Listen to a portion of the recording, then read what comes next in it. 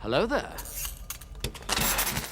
The end of this reaction, ladies and gentlemen, it is going to be 1 season down, 5 to go. What's going on, guys? My name's Elie Moses, a 23-year-old law and film student here from Sydney, Australia. Shooting his shot, baby. And yes, we are watching the Better Call Saul series for the first time, and we are up to the finale of season 1 already, episode 10, titled Marco. I'm going to waste no more time. I'm going to get into the reaction. Let's have some fun with this thing. This show has been amazing so far, and let's go.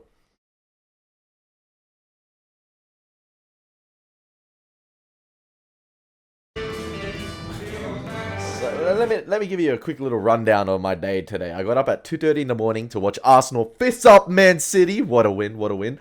And then it was 4:20 in the morning and I was just like, okay, I'm not going back to bed. So I went to the gym instead, did my workout, big leg day today, and then came home, worked on my assignment. Then at 11 in the morning, I continued to work my assignment, but I also watched the American football at the same time. I watched the San Francisco 49ers absolutely destroyed Dallas Cowboys. I don't even support either of those teams, but San Francisco are looking hella dangerous, and if you're a Dallas Cowboys fan, hold that, because I can't stand you guys. I'm joking. And then I was on a roll, but then I buckled and had a nap because, yeah, it was a bit of a long one. But now, ending sort of like the afternoon with a recording. So yeah, that's a bit of a rundown of my day.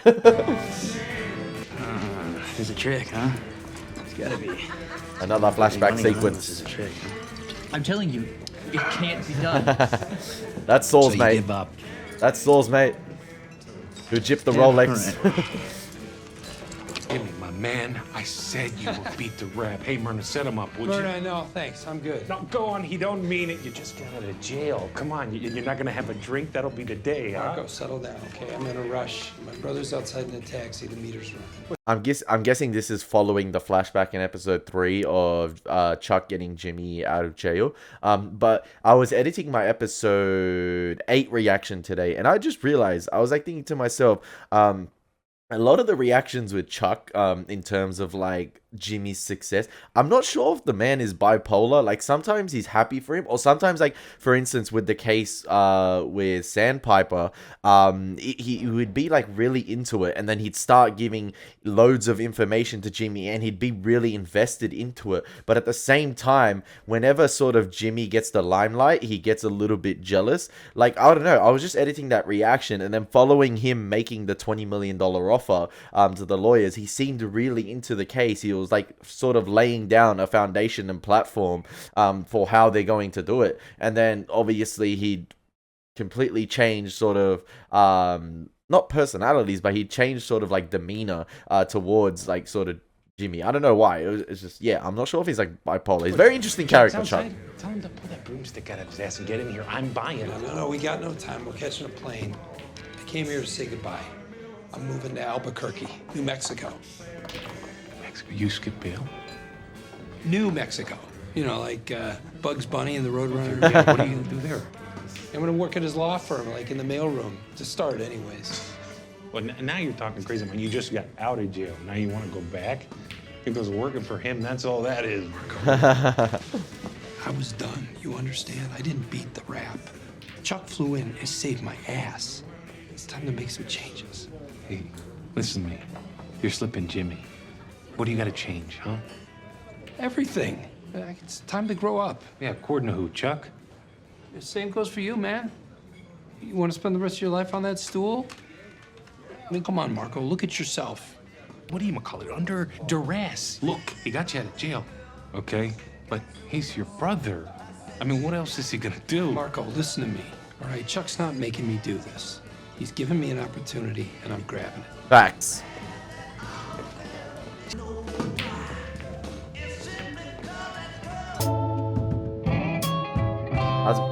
I wanted to talk about the placement of that scene, obviously at the beginning of the episode, but I feel like it's a perfect contrast to what Chuck had his rant about last episode, in terms of like Saul never really wanting and how people never really want to change. Oh, sorry, Jimmy, and how people never actually change. And I was like completely saying, no, people can change in life when given a second chance. And I feel like that scene perfectly encompasses what Jimmy's motive and was at the time, and he really wanted to change for the better. And yeah, stop you, Chuck.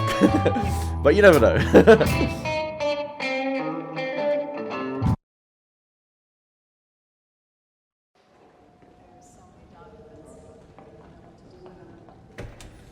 There's a lot of great sitting shots in this show. If it had been up to me, we would have at least... Howard, I get it. Your brother's very important to the firm. Sorry I called you a pig fucker. Well, We owe you some money, don't we? The of counsel fee? I think we discussed 20,000. That and whatever the common fund proceeds of Sandpiper ultimately adds up to, you'll receive 20% of that. Should be a very nice payday for you when it comes. Milk it. Milk it. Milk the crap out of I it. got something for you, too. It's a shopping list for Chuck. I mean, he's doing better, but he still needs deliveries every day. I think he'd be more comfortable with someone else doing it. I see. You don't have to do it personally, it just needs to get done. The most important thing is the newspapers. The New York Times, the Wall Street Journal, they're a must. There's a newsstand on Eubank that has both of them at 6 a.m., which is good because he's an early riser. The Albuquerque Journal, he gets delivered, but somebody still has to bring it in for him. You've been doing all of this every day? For over a year? You'll take care of this? Absolutely. I'll get it done, and done right. Remember? I used to call you Charlie Hustle. Yeah, I remember that. Okay. Okay, little Howie. Okay, little Howie. Maybe, maybe.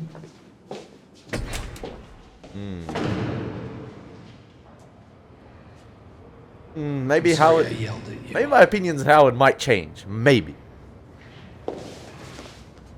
Oh, 64, as in oh, to be 64 again. Oh, 64. I'm just very interested. And what I noticed about this episode, I feel like the saturation and vibrance has been turned up a notch from all the other episodes. Like, it's much more vibrant and the colors are much more rich and warmer than the previous episodes. But what I was going to say is, I wonder if they're going to use the Sandpiper case as a means of showcasing how time has passed in the show, because Howard has said and indicated that it is going to take a couple years. But I'm interested to see if they use that as a vehicle to show the passing of time and to show the progression of characters as well, because you never know. Jimmy might succeed so much, and then later down the line, he will receive like a lump sum check from the settlement or from the court order of that case if they do win. And that's if it goes to trial. That's if it goes all the way as well, and it does take a couple years. It might settle earlier, you never know. But yeah, it would just be interesting to see if he receives like a check of that amount down the line, and it's a lot of money, but he just laughs it off, just to show that progression and character development. Just guessing. Next up, we got N32. Okay, here's Wait, N32. B2. Just like the B-2 bomber. Step. Probably won't take it off over at Kirtland right now. We would never know because it's stealthy. Still no winners? B12. B, as in, Yeah, we're running out of B analogies. as in betrayal. Benedict Arnold betrayed the United States. We're running out of references. Still no winners. No? Okay. Here it is. Oh, what are the odds? 4 B's in a row. That's B7. Sure, a lot of you have brothers. It's not like mine, though. Any winners yet? Take another look, okay? I'll wait. I'm gonna say if it's another B, could have a real problem here. Yeah. You can just see the frustration building up. And hey, it is another B. B5, as in, boy, this B thing is really starting to take me off. B as in battleship, B as in bourbon, B as in Belize. Beautiful place. So I've heard. Belize. But let's face it, that's never going to happen. Remember he told Walt to send Hank to Belize? So you ask why? Why? If that's how I feel, why do I live here? Why? Excuse me? Are you gonna read that number? Yeah, I'm gonna read your number. I'm surprised That's yet. another B! B for bingo. Another friggin' B! What? Of course! Why not? Why not? And the next number?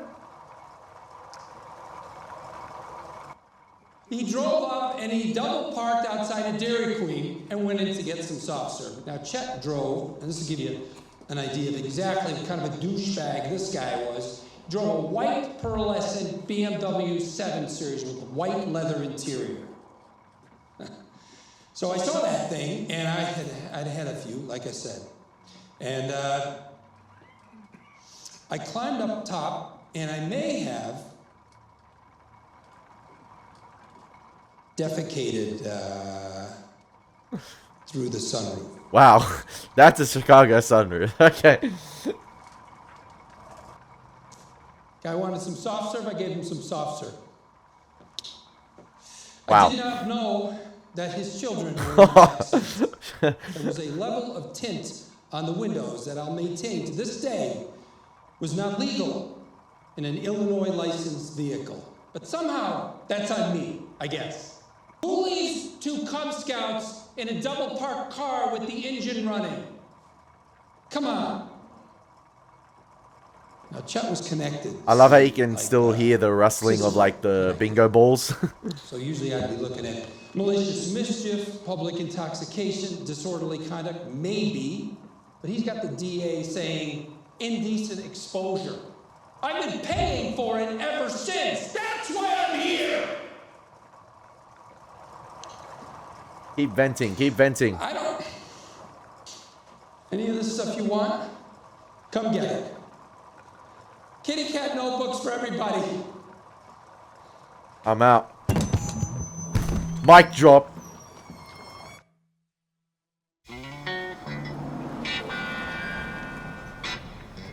I'm surprised how long that scene went on for, but I was invested the entire time thanks to Bob Odenkirk's performance right there.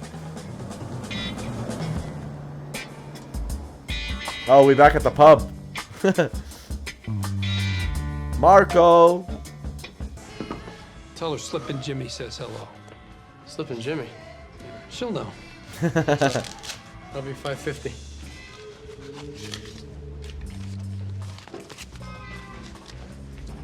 $5.50 for 2 beers? That's actually pretty cheap. You gorgeous hunk of a man.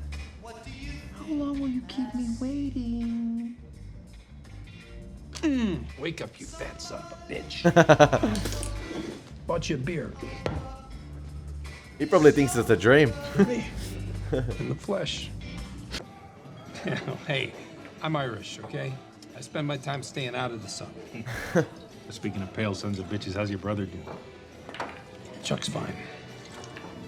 Still working for him? Sometimes. What about you? I mean, besides falling asleep on a bar at 4 o'clock on a Wednesday afternoon. Lake Michigan Sandpiper? What's that? My brother-in-law owns a company. Hey, hold it. You got married? No. My sister Angie's husband. So what the hell's a standpipe? Standpipe. You know what a standpipe is? I don't think so. Fire department comes. They stick one end of the hose on the hydrant, the other end goes on the standpipe. Water goes out the standpipe, through the sprinklers, and then douses the flames. It's important stuff. So, that's what a standpipe is, huh? That's a dry standpipe. There's also the wet standpipe. What's the difference? I don't know if I could explain it to a layman. Don't tell me he's got some sort of condition. How's your mom? She passed away about 3 years ago.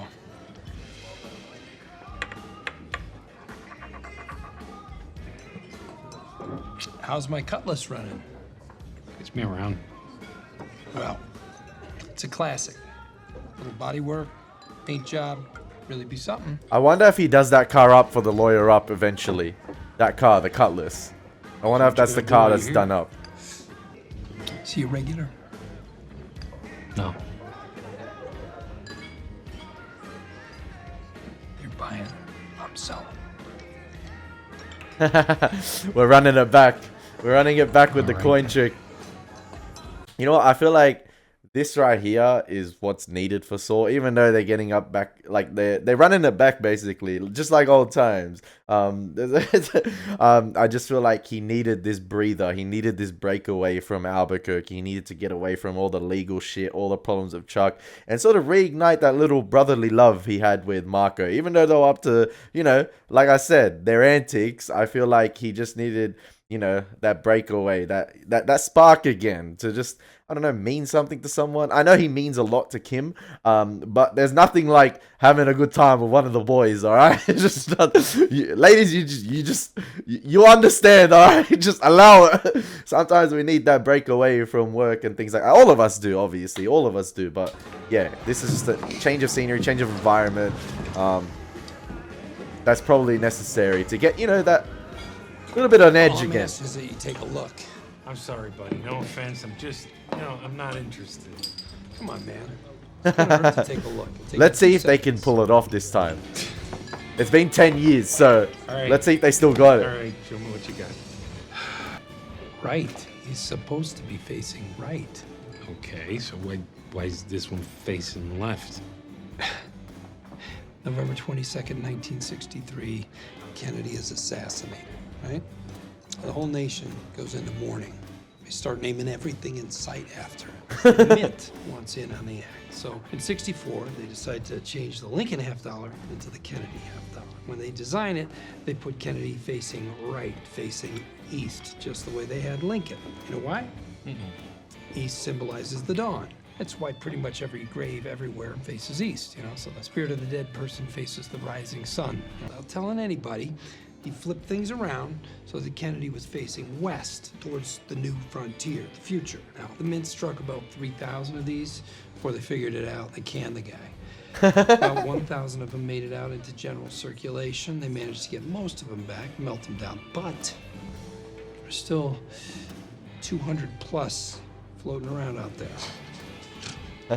What's that? I didn't catch that. I didn't say anything. You mind, buddy? We're having a private conversation. I'm hard up, so I'll take $100 for it. You want me to give you $100 for a $50? I want you to give me $100 for an $800 coin. Yeah, I don't know, man. Yeah. Imagine it's a chocolate. I'm gonna go drain the snake. Think about it. I doubt, but like, probably worth zil.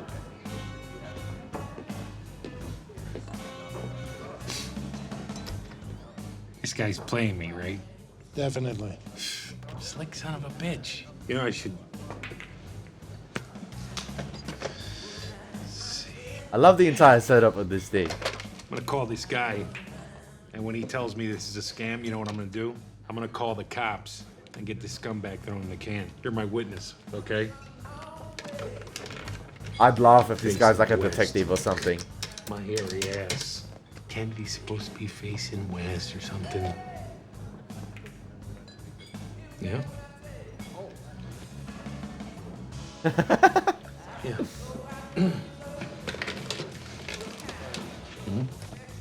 The turn away. The subtle movements. Yeah. This week's in Denver. Jeez, no kidding. Well, listen, I gotta go, all right? Thank you. I owe you one. Thanks, Joey. So what'd he say? Yeah, you know, he didn't really know much. You know what? I said it before about this episode, how it seems to stand out much more due to the color palette across the whole season. I'm just saying, and I'm not sure if that's an intentional thing to show that Jimmy's trying to sort of brighten his life up a little bit or add just a little bit of fun and flavor to his life yet again, and this is part of it.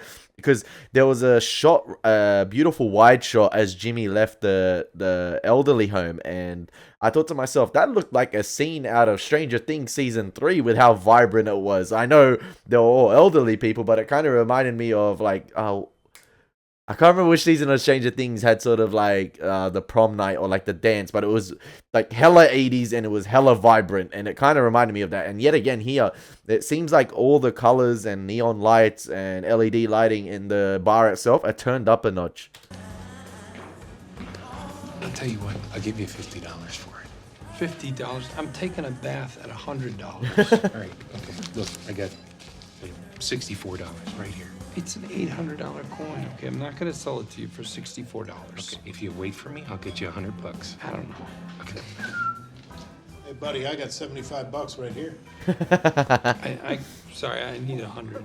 If you give me a chance, I'll be back with $110. How long will that I be? don't know. I gotta catch a train, come back, hour Hey, and a half. this at the guy was most. getting ready to call No, cops on you. I What? was not. Why did you do that? Now this guy is making shit up. Hey, I got 110 right here. Sold. No. This guy's got the cash now. Don't do Here, that. take care of that. It's history right there. Hey, you can't do that. Hey, They've still got it it. talks. You lost. It's over. No, it's not over. It's crap. Hey, where do you think you're going, Hey, huh? back off, dude. Yeah, back off when you give me the JFK back. Hey, Joey, call the cops. This guy just tried to rip me off. Hey, this guy's a liar. I did not rip anybody off. Yes, you did. You come back in here and your ass is grass. I got friends, buddy. You hear me? You double dealing bastard. 55 apiece, baby. 55 apiece. You are so beautiful. Hey, everybody. Next round's on us. I wonder if the whole story surrounding the coin was true, but I might do a little bit of research after this episode. Listening? His name is Elie Moses. Oh, they're running it back for a little bit. Years old. He's a Nigerian prince. Right? He's worth conservatively $400 million. Full of them. They're just sitting at O'Hare, impounded in customs. Now, I know what you're saying. So I can leave this. This is a pretty cool montage. I wonder how much they're gonna rack up at the end of It's this. valuable. None of this was strictly legal, right? And the I wonder airport if the taxes were JFK that coin killer. itself So he had to is find a way to actually get just money worth into the 50 country cents without and anyone knowing about it. no one in the world has any idea which way Kennedy's meant to be facing, and it's just a made-up story. The only way to get it off is with this special chemical. It's not cheap, but the upside. The upside. Okay, how long are they doing this for? A week? You know, the guy who dances with wolves? We're gonna get a piece. He's got a gambling problem. I love how Come after it you. all feels like a The fantasy, price is right. but they're going in on For it. you to lose for everybody else. Because I really shouldn't be telling you this. The editing of this montage has been fantastic.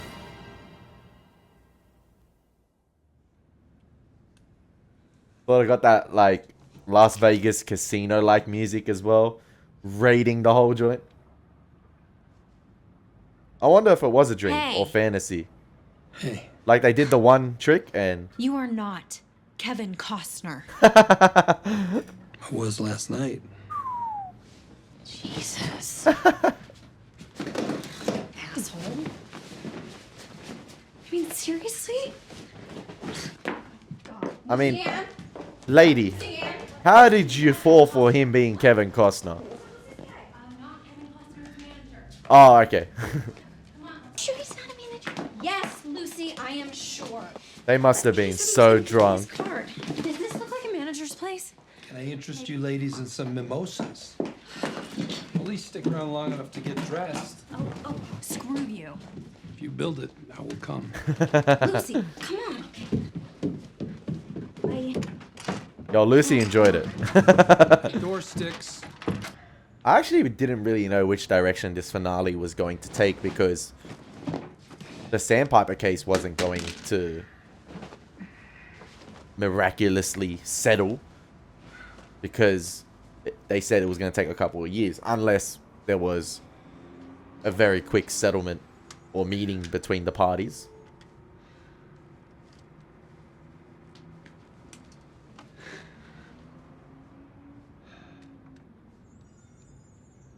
A one-night stand on a blow-up mattress? Really? My whip. My name's Gary Albert Arnold. I'd like to discuss me. Hi, Mr. McGill. I'm calling on behalf of my mother. She's in assisted living and...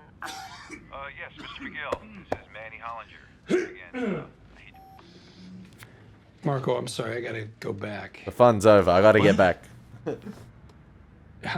It's been great, and I appreciate your hospitality, but a week's gonna have to do it. Okay, 1 week. I gotta 1 go week. home. Burry called in sick. Marco, I'm a lawyer.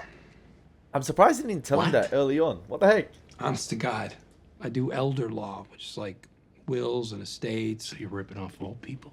No, I'm not ripping off old people. I'm not ripping off anybody. Holy crap. Slippin' Jimmy's a lawyer? No wonder you want to go back. I mean, you got to be king of the desert driving around town in a white caddy making bank. White caddy. Bank. I'm making a living, more or less. A living? All due respect, you're a lawyer and you're not making bank. You're doing it wrong. Well, I'm building something. Takes time. Well, you're going to build something, build it out here. I mean, lawyers in Chicago make plenty, I assure you. Yeah, I don't know what to tell you. Okay. I get it. Family. You got to go back.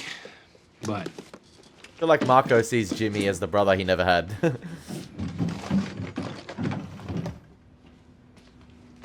remember this? The Rolex thing. One more. Whatever happened to the guy who used to sell us those? Jen Kang, he got deported. This is the last one. I say we go for it. No. Oh, come I on. hope he doesn't get Last locked time up we for did it. What, 600? The hot streak we're on, I bet we break $1,000 easy. I can lend you some cash. I don't need the money, Jimmy. I need this. Give me this, man. Can't do it. Come on. Give me this. Marco. Give me this. Come Buddy, on. Come on. listen to me. I'm listening. Hey. Come on. Just one last time. Come on. Not being hypnotized. No, okay. Come on. One more. I can't do Just it. one more. Okay. One more. Come Hey, on. Just listen to me. Yeah, I'm listening. No. Come on. One more. Yeah! But knowing... Watch this last time something go wrong. Like, they interacted the wrong person.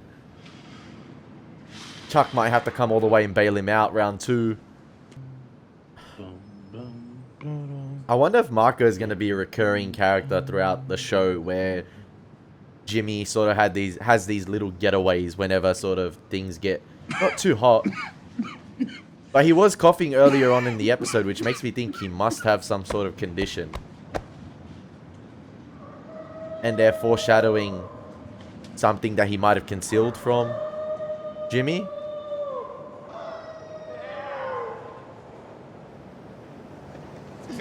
And that he really wants to do this one last time because he might be in a Walt situation where he doesn't have long left and he just wants that, you know, final adrenaline kick or like just that final high to go out on.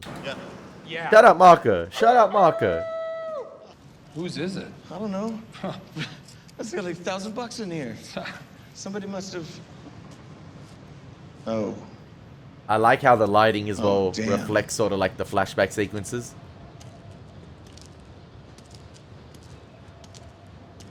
Is that blood?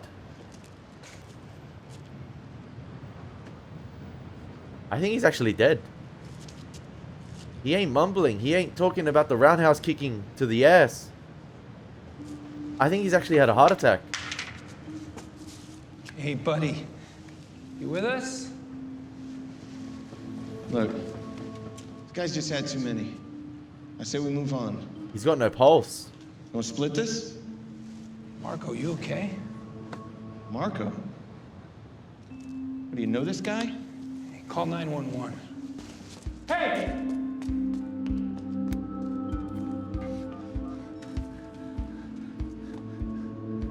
I need an ambulance. My friend's having a heart attack.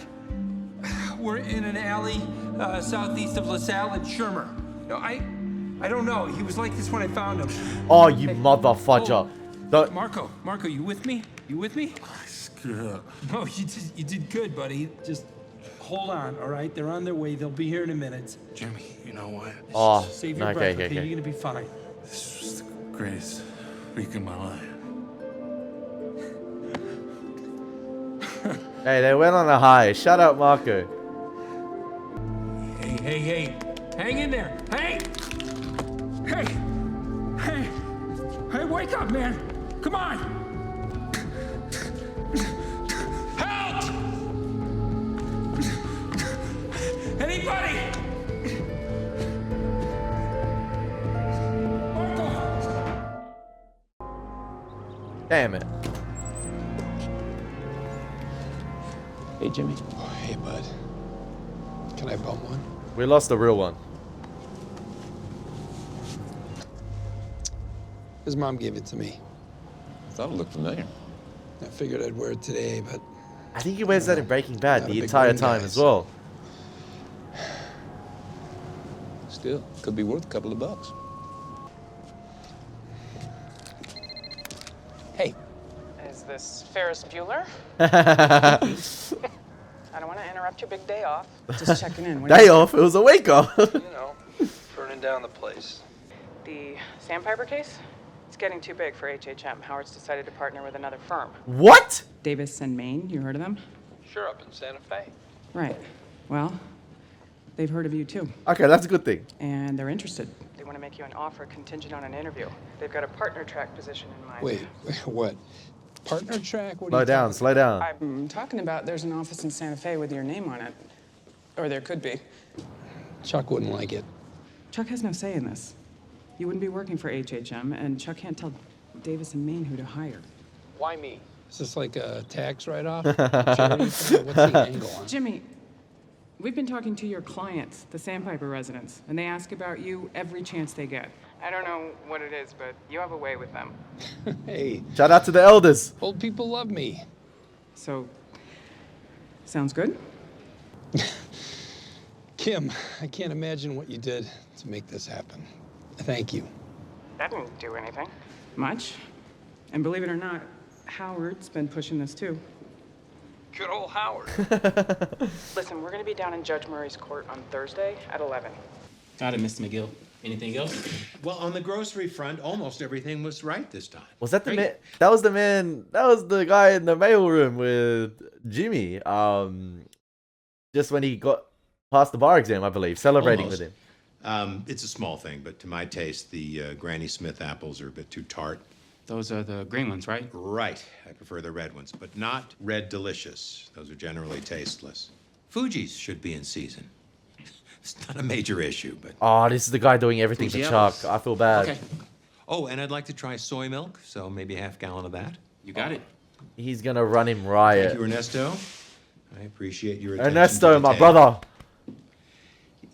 Do you need to write any of this down? Because it's okay if you do. Humble beginnings, my brother. Just to be sure. So, Fuji apples. He's gonna get taken advantage of. So, oh man. I hope they're paying him well for this. My brother. Yes, he recognized. Hey, Ernie. Hey, how you doing, man? Good, good. So Howard's got you looking after Chuck, huh? Yeah, it's a few extra bucks, you know. Alright, How's alright. he doing? Seems okay, like usual. I'd say we could grab a beer, but they're waiting on all that paperwork back at the office. You know how it is. Don't I, though? See you, Jimmy. See you around, Ernie. He's gonna milk Ernie, man. Chuck is gonna... You freaking lazy prick. I swear.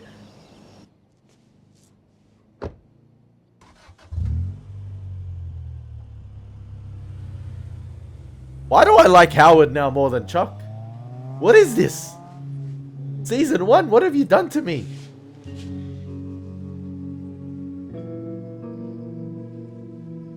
He's gonna get everything delivered to him on a silver platter, and then he's just gonna go do his day-to-day activities. This guy thinks he's Lord Farquaad. Far out. Right. If there's one man to discipline Chuck, I'll be there.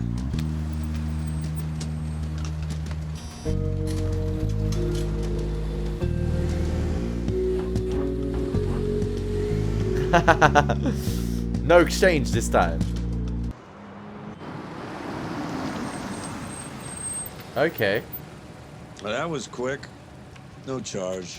Help me out here. Did I dream it? Or did I have $1,600,000 on my desk in cash? When I close my eyes, I can still see it. It's burned into my retinas like I was staring into the sun. No one on God's green earth knew we had it. We could have split it 50-50. We could have gone home with $800,000 each, tax-free. Why didn't we? What stopped us? I remember you saying something about doing the right thing. I don't even know what that means. You want to know why I didn't take that money? Is that what you're asking? Yeah, that's what I'm asking. Me personally, I was hired to do a job. I did it. It's as far as it goes. I love Mike. I love Mike. Well, I know what stopped me. And you know what? It's never stopping me again. What stopped him? The law?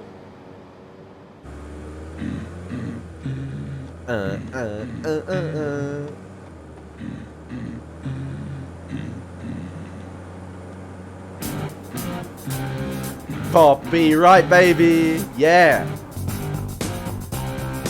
I wonder if that revelation right there at the end of the episode is sort of like Jimmy acknowledging that he is slipping Jimmy, because you saw right there, he got along well, much more with Marco than he would his own brother. It feels like he's found the place where he fits in. You know, even Marco said he had the best week of his life with him. And I just feel like at the end of that episode, he's like, so do I really fit in with the top tier corporate law firms?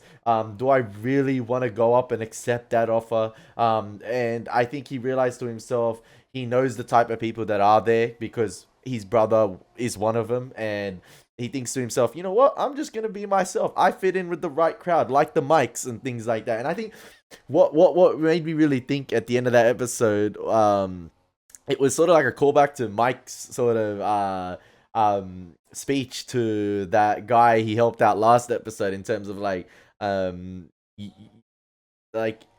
still a criminal at the end of the day. A criminal is a criminal. You're a criminal, but it doesn't mean necessarily you're a bad guy. You can be a good guy, but still be a criminal. And I feel like that revelation at the end right there, you know, not driving off into the sunset, but I don't know where he's driving off. I don't know where it's going to take him at the moment. But it's interesting to see what's going to happen, because obviously he's going to get a call from Kim and be like, what the heck, you didn't show up to the meeting. But I feel like at the end of the episode right there, he's fully embracing the slippin' Jimmy. He's fully embracing himself. That 1 week sabbatical did a world of good for him and his character. And I'm not too sure if maybe it was instructions from Howard or Chuck for Kim to deliver that offer to Jimmy, because it probably would have felt better coming from Kim, because there was a sort of pause in one of her reactions right there when it cut away to her on the phone, and I'm just like, is this offer really what it seems? But maybe Kim is going to disagree with him completely. But yeah, I really want to get into season 2 right now, because things are heating up. Obviously, they're partnering up with a major law firm, another big law firm for this case, and he's the one that started it all. So is he just going to be happy with the 20% cut and not really submit himself to a larger law firm as well? He doesn't want to be part of the system. He wants to do it all on his own. So yeah, I hope you guys enjoyed my reaction to the season finale of Better Call Saul. Listen, it wasn't fireworks. It wasn't the 4th of July. It wasn't blood and bodies like we had at the end of Breaking Bad season 1, I believe, with Tuco. It wasn't that crazy, but this show is more about the characters, and it's definitely a slower build-up, but I'm enjoying the ride so far. I'm absolutely loving it. And I said at the last episode, I think I might be enjoying this more than Breaking Bad because of the environment of the legal world it's surrounded by. And the characters are also fantastic. And the twists and turns with the characters are also great. So yeah, I hope you guys enjoyed my reaction to Better Call Saul Season 1. That is Season 1, ladies and gentlemen. As always, been your boy Elie Moses. Take care. God bless. Peace.